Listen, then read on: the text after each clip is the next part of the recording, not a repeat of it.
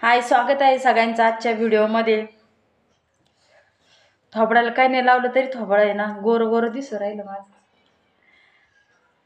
आणि मला एवढा कंटाळा आला तर व्हिडिओ काढायचा, पण मनाला चांगलं पण वाटलं होतं। त्याच्यामुळे ना साडी न घालताय ना गाऊनवरच व्हिडिओ काढायला बसले बरं का। कारण गाऊनवर व्हिडिओ काढले ना इतर कोणी नाव नाही ठेवत, पण गावातल्याच बाया जास्त नाव ठेवतात। आणि इथून पुढे ठरवलेलं आहे कोणी किती नाव ठेवू कसं काही म्हणू कोणाचं मनावर काहीच घ्यायचं नाही। तर सांगायचा विषय असा होता की मागच्या 10-12 दिवसामध्ये जे आपल्या घरी हडपसरवरून ते काय करताय पांडे मामा आणि अकोल्याचे येवलेकर काय नाही नाही नाही ना त्यांचं पण पेडणेकर काका ते आले होते ना दोघं, तेव्हा मी त्यांचा दोघांचा व्हिडिओ पण बनवला होता बरं का। दोघांचा व्हिडिओ बनवला होता आणि ते शिर्डीला दर्शनाला आले होते, तसेच नाशिकला जाणार होते। पण मी त्यांना म्हणजे या म्हणल्यानंतर ते बिचारे एका शब्दाचा मान ठेवून लगेच आले होते। तेव्हा त्यांनी मला काठ्या दिल्या होत्या, छोटे छोटे होत्या त्या। पण मग नंतर मी त्यांना माझ्या मणक्यामध्ये 4 गॅप असल्यामुळं या दोघांचे पण चॅनल येतं आणि दोघांच्या चॅनलवरती आयुर्वेदिक औषधं विकतात ते बरं का दोघं पण। तर आयुर्वेदिक औषधं म्हणजे ते घरपोच पण देतात पार्सलनी आणि तिथं जाऊन जर घ्यायचे असले ना तसे पण देतात।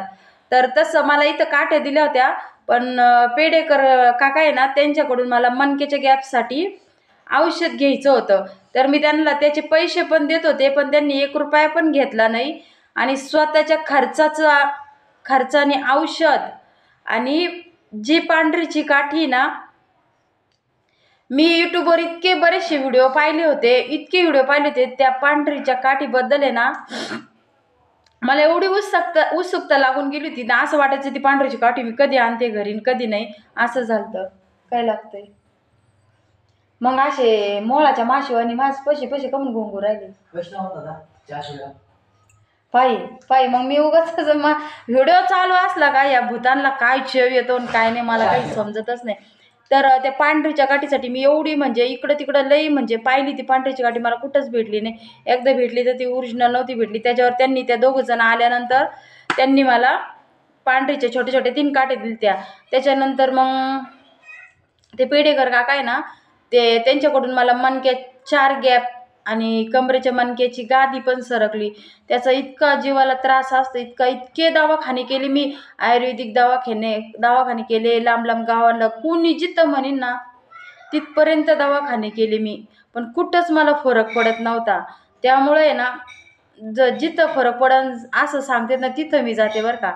मग त्या काकांनी सांगितलं की ताई आम्ही अशा कुठल्या पण दुखण्यावरती औषधं देतो, आयुर्वेदिक औषधं देतो म्हणे। मग त्यांनी त्या दिवशी आले होते, त्या दिवशी त्यांनी पत्ता बित्ता नाव गाव सगळं पत्ता पिन सगळं लिहून गेले होते।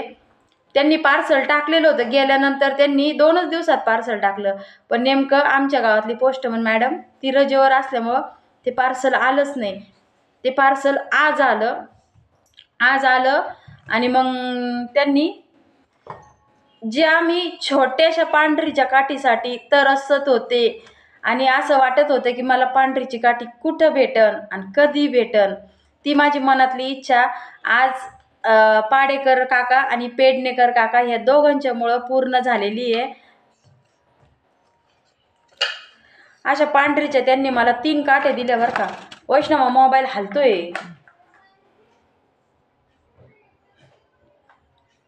हस हा बघा, इतक्या मोठ्या मोठ्या काठ्या बरं का। विकत जरी घ्यायला गेलं ना तरी अशा कुठे भेटणार नाही। एक त्यांनी बहीण मानलं आणि बहीण भावाच्या नात्याने त्यांनी मला या काठ्या दिलेल्या आहे, पोस्ट आणि म्हणजे ऑर्डर पोस्ट आणि पार्सल करून दिलेल्या आहेत। आणि अशी जरी काठी घ्यायला गेलं ना, मी म्हणते इतर ठिकाणी 600 ते 700 रुपयाला सहज भेटत असेल। कारण मी ना याच्यापेक्षा लय बारीक काठी होती आणि एवढीच काठी होती, एवढीच ती मी 100 रुपयाला आणलेली होती बरं का। आणि त्यांनी एवढ्या मोठ्या काठ्या 1 नाही 2 नाही 3 काठ्या पाठवल्या। आणि हे सगळं प्रेमापोटी पाठवलं बरं का। याच्यात काही त्यांनी मोबदला घेतला नाही, काही नाही, पैसे काही नाही घेतलेले। अशा पांढरीच्या 3 काठ्या पाठवल्या आणि वरतून ते म्हणे ताई मी सिद्ध करून पाठवतो म्हणे, म्हणजे कुठली बी गोष्ट असलं ना ती सिद्ध केल्याशिवाय या असे म्हणजे मला नाही कळत एवढं काय त्याच्यातलं, ते सिद्ध केल्याशिवाय तिला म्हणजे पूर्णत्व प्राप्त होत नाही, तिचा गुण येत नाही अथवा काही असर होत नाही आपण ज्या कामासाठी वापरतो त्या.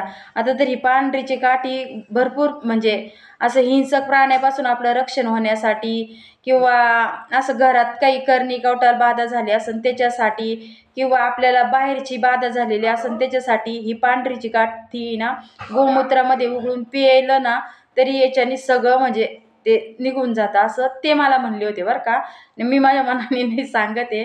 आणि या काट्या त्या दोघांमुळं केवळ मला भेटल्या बरं का आज, एवढ्या मोठ्या मोठ्या बी. आणि नुसत्या काठ्याच नाही सॉरी काठ्याच नाही नुसत्या, तर त्यांनी असं औषध पावडर आहे आयुर्वेदिक पावडर, ही आयुर्वेदिक पावडर सुद्धा त्यांनी पाठवली म्हणजे पेडेकर काकांनी, की ही उकळून घ्यायची पाण्यामध्ये आणि प्यायचं, त्याच्यातले मणक्याचे गॅप आहे ना त्या दुखण्याला फरक पडतो असं ते म्हणले, म्हणून त्यांनी पाठवली बरं का. आणि वरून माझ्या लक्षात राहतंय की नाही राहतं ते जाताना सांगून गेले होते कसं कशी घ्यायची पावडर कशी कशी नाही, वरून चिठ्ठी बी त्या पार्सलमध्ये पाठवली की कशी घ्यायची पावडर, काय काय पथ्य पाळायचं काय काय नाही. काय नाही चालू आता तू नको डोकं उठू, काय काय पाळायचं काय काय नाही. त्यांनी काय सांगितलं 1 कप तुपात 1 चमचा औषध घ्यायचा, म्हणजे ते 1 चमचा तुपामध्ये घ्यायचं. आणि चहा, तूर डाळ, उडीद डाळ, मासे खाऊ नका आणि वांगे पण खायला नाही सांगितलं. तर एवढं प्रेमाने त्यांनी पार्सल पाठवलं माझ्यासाठी, त्यांची मनापासून आभारी, मनापासून पेडेकर काका तुम्हाला मनापासून धन्यवाद.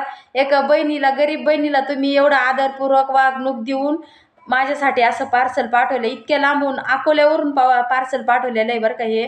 त्याच्यामुळं पेडेकर काका आणि पाडे मामा तुमचे दोघांचे बी मनापासून आभारी.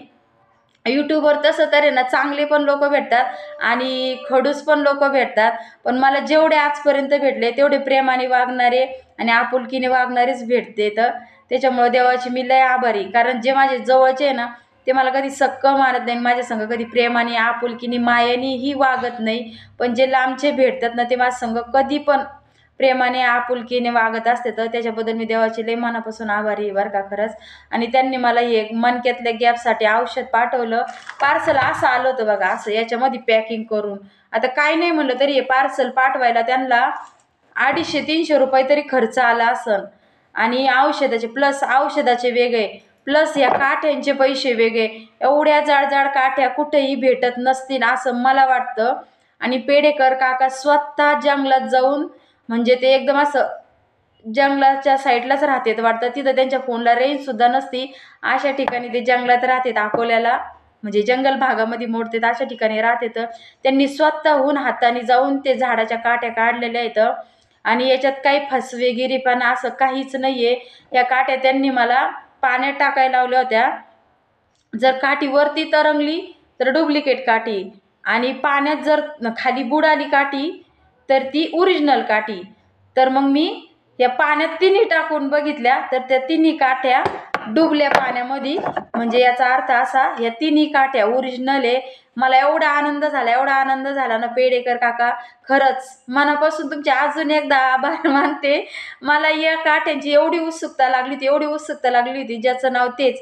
आणि माझं स्वप्न तुमच्यामुळं पूर्ण झालं. काठ्या जे भेटल्या 1 नाही 2 नाही 3 काठ्या भेटल्या मला, खरंच मनापासून तुमचे आभारी. आणि असं मलाच नाही प्रत्येक गरजूंना आणि गरिबांना अशी मदत करत जा अशी माझी इच्छा आहे, कारण गरिबाचे आशीर्वाद घेतले ना कधी कुठं कामा येतील आणि कधी नाही हे सांगता येणार नाही बरं का.